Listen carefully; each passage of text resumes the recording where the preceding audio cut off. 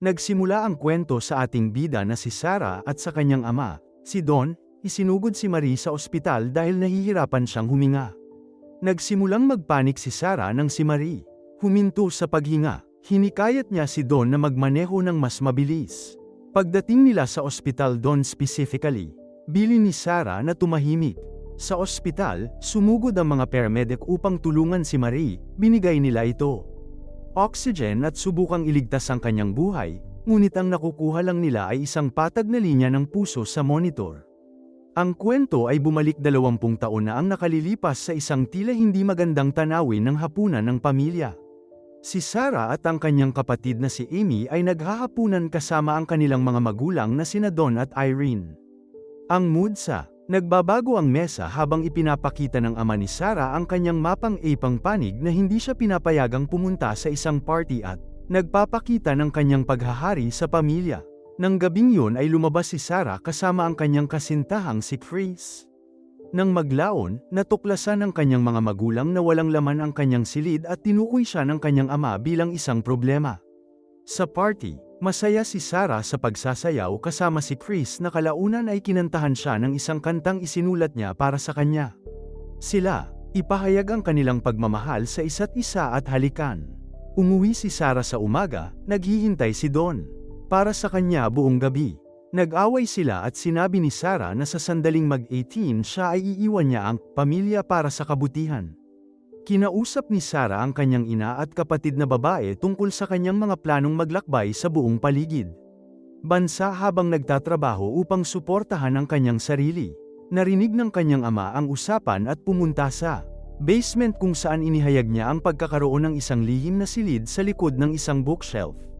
Makalipas ang 3 buwan, graduate si Sarah. Sa isang pag-uusap ni Sarah sa kanyang ina, nalaman na ang kanyang ama gumugugol ng mas maraming oras sa silong ng kanyang taong kuweba. Paglabas ni Irene ng bahay, niloko ni Don si Sarah sa basement habang tinutulungan siya nitong magdala ng isang kahon doon. Dinala siya nito sa secret room na nagsasabi sa kanya. Isa itong bomb shelter na ginawa ng dating may-ari. Ikinulong niya siya sa silid at siya ay sumisigaw sa gulat. Tumatawag ng tulong. Sa kasamaang palad, walang makakarinig sa kanya dahil soundproof ang silungan. Ang kanyang ina, nag-aalala tungkol sa kanyang kinaroroonan. Tumawag sa pulisya. Sa ika-4 na araw, binisita siya ng kanyang ama at malamig. Ipinaliwanag ang logistic ng kanyang pagkabihag. Mula ngayon kailangan niyang kumita lahat ng makukuha niya, kahit ang malinis na maaliwalas na hangin. Bago siya umalis ay sinasamantala ni Don si Sarah. Bumisita ang isang pulis. Sinasabi ng pamilya na malamang na umalis siya para sa kanyang nakaplanong mahabang paglalakbay sa buong bansa. Hindi naniniwala ang kanyang ina na aalis si Sarah ng bahay nang walang paalam lalo na bago ang kanyang ika-18 na kaarawan.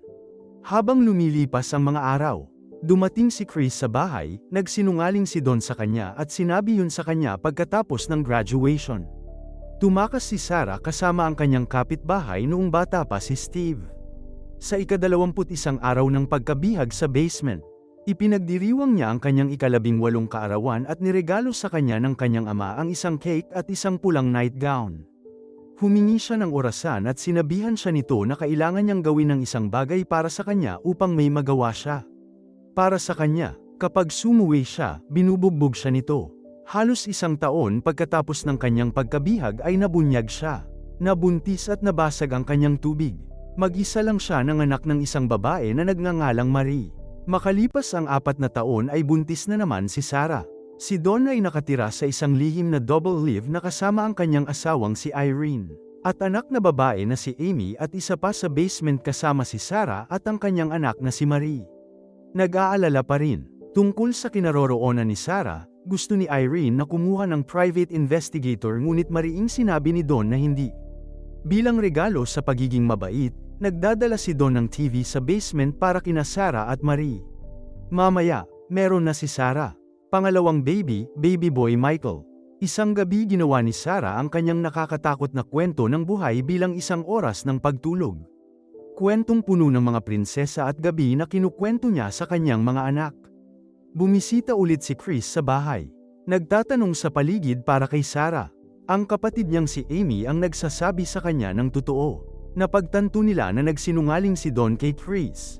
Pag-usapan kung gaano siya kakulit para kay Sarah. Natatakot si Amy na baka napatay siya ni Don.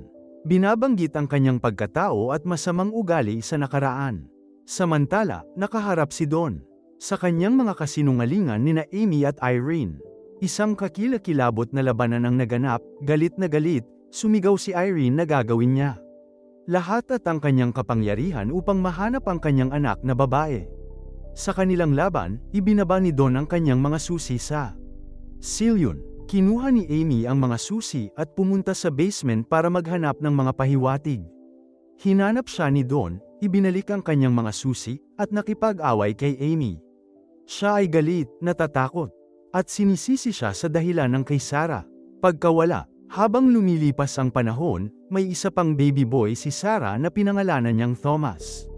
Ang pagiging mabait at mahinahon na kinukumbinsi ni Sarah si Don na dalhin ang ikatlong sanggol sa itaas. Hinihikayat niya siya sa pamamagitan ng pagpapaliwanag doon ay walang puwang para sa isa pang sanggol sa basement at wala siyang oras para alagaan ito.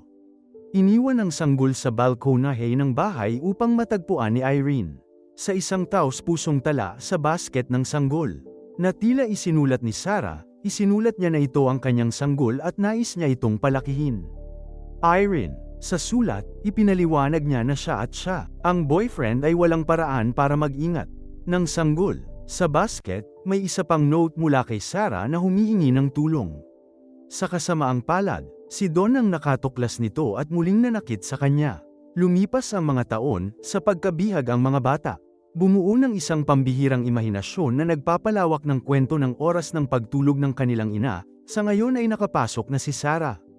Ang basement sa loob ng 14 na taon. Si Marie ay lumaki sa isang magandang batang babae na isang gabi ay sinubukan pampaganda. Nang magpakita ng interes si Don sa kanyang kagandahan, nakiusap si Sarah kay Don na iwanan ang kanyang anak na mag-isa. Ginagawa niya, ayoko siyang atakihin. Bilang kapalit, pinatay ni Don ang kapangyarihan na kumokontrol sa malinis na hangin. Habang hinihingal, ipinahayag ni Marie ang kanyang mga alalahanin tungkol sa hinding-hindi makakatagpo ng sinuman at magkaroon walang kaibigan. Sa buong pag-uusap, napagtanto namin na si Marie ay walang ideya na si Don ay pareho sa kanya.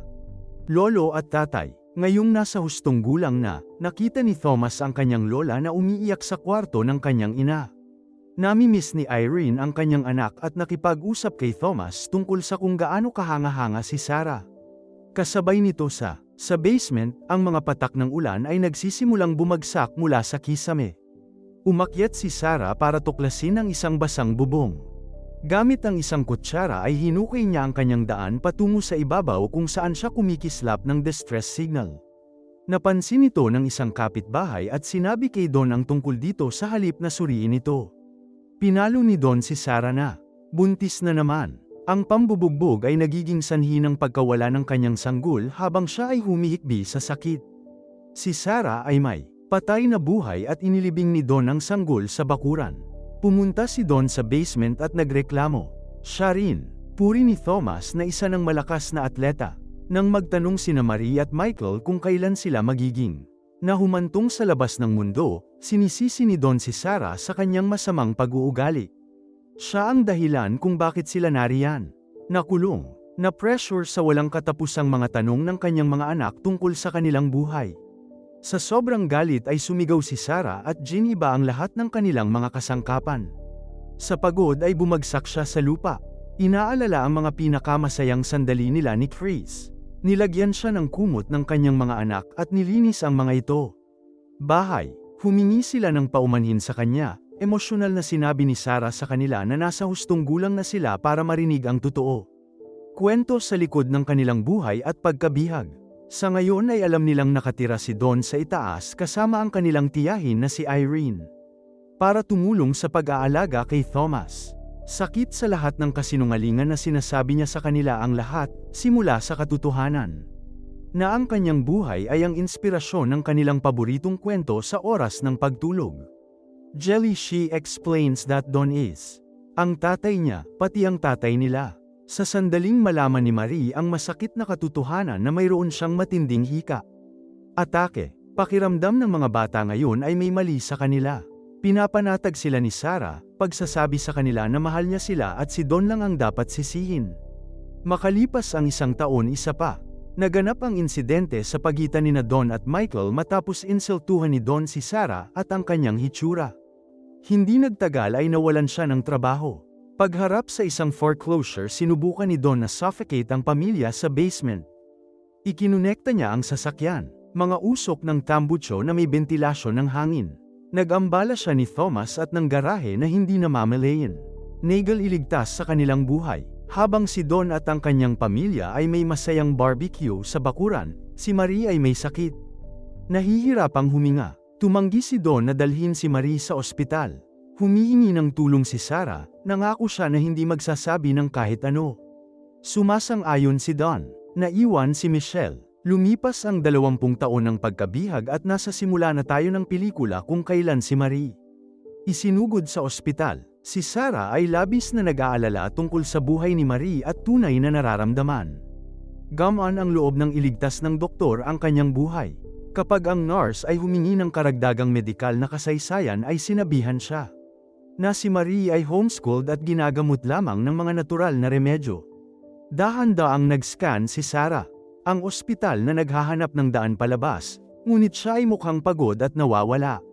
Sa pagtatangkang makatakas kay Sarah, nagbuhos ng tubig sa mga medikal na anyo at humiwalay kay Don. Ilang segundo bago lumapit si Don sa kanya. Lumapit si Sarah sa nurse na nagkukumpisal na kailangan niya ng tulong. Isang pulis ang pumunta para kausapin si Don. Inaresto siya ng mga pulis. Ibinalita ito ni Sarah kay Marie. Sila ay ligtas at libre. Ang bahay ay napuno ng mga pulis na nagpalaya din kay Michael. Nasasaktan sina Irene at Thomas nang makita nila. Hingal na hingal si Michael habang inilalabas siya ng basement.